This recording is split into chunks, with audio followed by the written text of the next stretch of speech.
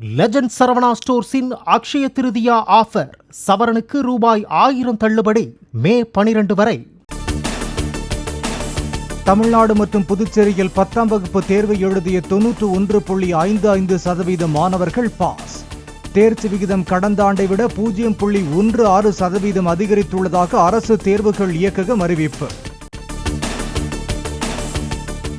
10ஆம் வகுப்பு தேர்வில் இந்த ஆண்டு மாணவர்களை விட மாணவிகள் அதிக எண்ணிக்கையில் தேர்ச்சி. மாணவர்கள் 88.58% பாஸான நிலையில் தேர்வு எழுதிய 94.53% மாணவிகள் வெற்றி.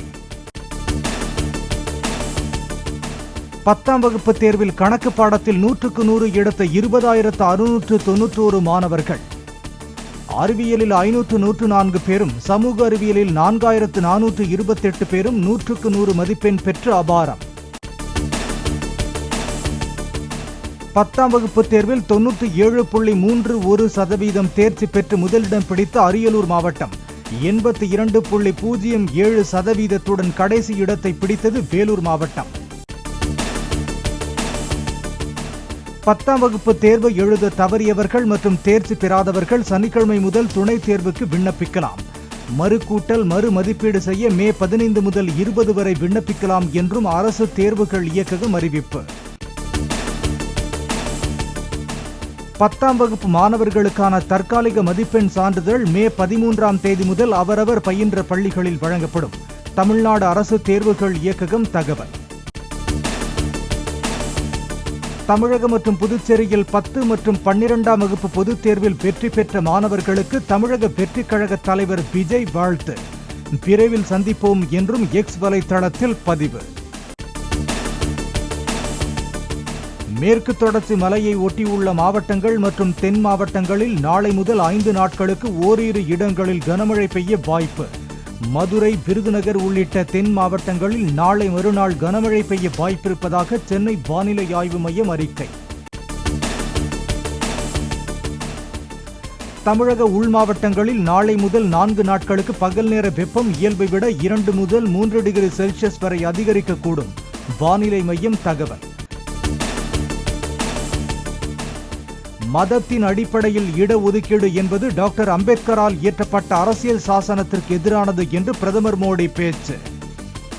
தாம் உயிருடன் உள்ளவரை பிற்படுத்தப்பட்டோர் பழங்குடியினருக்கான இடஒதுக்கீட்டை மத ரீதியாக வழங்குவதை ஒருபோதும் அனுமதிக்க மாட்டேன் என்று மோடி உறுதி. தமிழக அரசின் யானை வழித்தடங்கள் குறித்த வரைவு அறிக்கைக்கு எதிர்க்கட்சி தலைவர் எடப்பாடி பழனிசாமி கண்டனம். யானை வழித்தடங்கள் குறித்த முறையான ஆய்வுகள் எதுவும் நடத்தப்பட்டதாக தெரியவில்லை என்றும் குற்றச்சாட்டு. ஒருவரின் பெயரில் ஒரே வளாகத்தில் உள்ள பல்வேறு மின் இணைப்புகளை ஒன்றாக இணைக்கும் தமிழக அரசின் நடவடிக்கைக்கு அன்புமணி ராமதாஸ் எதிர்ப்பு. ஒருவர் பெயரில் எத்தனை மின் இணைப்புகள் இருந்தாலும் இணைக்கப்படாது, அவற்றுக்கு இலவச மின்சாரம் நிறுத்தப்படாது என்று அளித்த வாக்குறுதி மீறப்படுவதாக குற்றச்சாட்டு. டெல்லி மதுபான கொள்கை முறைகேடு வழக்கில் அமலாக்கத்துறையால் கைது செய்யப்பட்ட கெஜ்ரிவாலுக்கு ஜூன் 1ஆம் தேதி வரை இடைக்கால ஜாமீன். ஜூன் 2ஆம் தேதி சரணடையுமாறு உச்சநீதிமன்றம் உத்தரவு. டெல்லி முதல்வர் கெஜ்ரிவால் மக்களவைத் தேர்தல் பரப்புரையில் ஈடுபட அனுமதி அளித்தது உச்சநீதிமன்றம். பிரச்சாரத்தில் என்ன பேச வேண்டும் என்று உச்சநீதிமன்றம் எந்த கட்டுப்பாடும் விதிக்கவில்லை என்றும் கெஜ்ரிவால் தரப்பு வழக்கறிஞர் பேட்டி. இடைக்கால ஜாமீன் காலத்தில் கெஜ்ரிவால் முதலமைச்சர் அலுவலகத்திற்கும் தலைமைச் செயலகத்திற்கும் செல்லக்கூடாது என உச்சநீதிமன்றம் நிபந்தனை. மதுபான கொள்கை முறைகேடு வழக்கு பற்றி பொதுவெளியில் பேசவும் சாட்சிகளை சந்திக்கவும் கெஜ்ரிவாலுக்கு தடை. உச்சநீதிமன்றம் ஜாமீன் வழங்கியதை அடுத்து 51 நாட்களுக்கு பின் திகார் சிறை எண் 2இல் இருந்து வெளியே வந்தார் கெஜ்ரிவால். மனைவி சுனிதா, பஞ்சாப் முதலமைச்சர் பகவத் மான் உள்ளிட்டோர் சிறைவாசலில் வரவேற்று அழைத்து சென்றனர். ஜெயக்குமாரின் வீட்டு தோட்டத்தில் உள்ள கிணற்றில் இருந்து கைப்பற்றப்பட்ட கத்தி தடயவியல் நிபுணர்கள் ஆய்வு. கத்தியால் குத்தி கொன்று பின் ஜெயக்குமார் உடலை எரித்தார்களா என்ற கோணத்திலும் போலீசார் தீவிர விசாரணை. கொலையான நெல்லை காங்கிரஸ் தலைவர் ஜெயக்குமாரின் 2 செல்போன்களை தேடி அவரது வீட்டு தோட்டத்தில் உள்ள கிணற்று நீரை 12 மணி நேரத்திற்கு மேலாக வெளியேற்றிய போலீசார். தண்ணீர் முழுவதுமாக வெளியேற்றப்பட்ட நிலையில் செல்போன்கள் எதுவும் கிடைக்கவில்லை என போலீசார் தகவல். சிவகாசி அருகே செங்கமலப்பட்டி பட்டாசு ஆலை வெடி விபத்தில் உயிரிழந்த 10 பேரின் உடல்கள் உறவினர்களிடம் ஒப்படைப்பு. ஆலை நிர்வாகம் சார்பில் உயிரிழந்தவர்கள் குடும்பத்தினருக்கு தலா 5,50,000 ரூபாய் நிவாரண உதவி.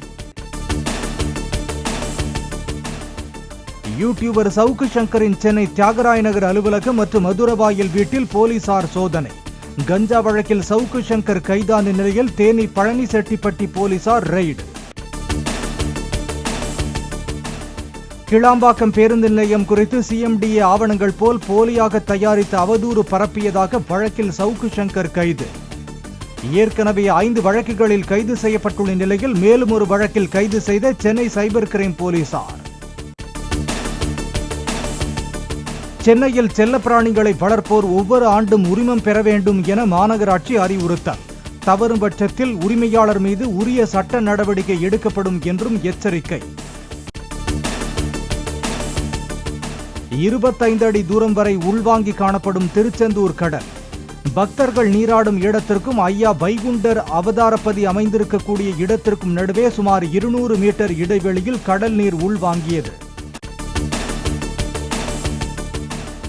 10 மாநிலங்களில் உள்ள 96 மக்களவை தொகுதிகளில் நாளை மாலையுடன் முடிவடைகிறது 4ஆம் கட்ட தேர்தல் பிரச்சாரம். மக்களவை தேர்தலுடன் 175 இடங்களை கொண்ட ஆந்திர சட்டசபைக்கும் மே 13ஆம் தேதி வாக்குப்பதிவு நடைபெற உள்ளதால் பிரச்சாரம் தீவிரம். லெஜண்ட் சரவணா ஸ்டோர்ஸின் அக்ஷய திருதியா ஆஃபர். சவரனுக்கு ரூபாய் 1000 தள்ளுபடி மே 12 வரை.